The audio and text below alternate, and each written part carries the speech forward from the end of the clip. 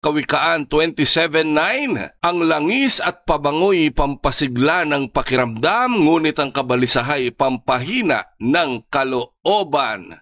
Nako, maraming bagay sa buhay natin talagang dumadating, no? Hindi maiiwasan at palagi mayat maya sinasabi ko, hindi tayo exempted, pero protected tayo ni Lord. Sa pinagdadaanan mo ngayon, huwag kang mag-alala. Hindi lang ikaw ang may pinagdadaanan. Kasi iyon ang takbo ng buhay natin. At sa araw-araw, ang maganda lang sa atin dahil tayo ay may pananampalataya at meron tayong Kristo na pinaniniwalaan na kontrolado ang lahat ng sitwasyon. Kaya tayo, bilang mga mananampalataya, hindi tayo nababalisa bagkus nananampalataya tayo ng mas malaki.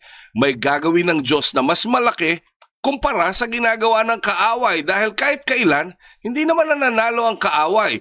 Bakit nananalo ang kaaway? Iyon, nananalo siya kapag nagsimula ka ng mabalisa. Nananalo siya kapag nagsimula ka ng mag-alala. Nananalo ang kaaway kapag nagsimula ka ng malungkot. Kadalasan sa buhay natin, palagi kong sinasabi, kapag merong pagsubok, kapag merong pinagdadaanan, kapag merong nangyaring negatibo, manampalataya na may Diyos na malaki na kayang gumawa ng mas malaki sa sitwasyon na pakiramdam mo ay nasakluban ka na ng langit at lupa.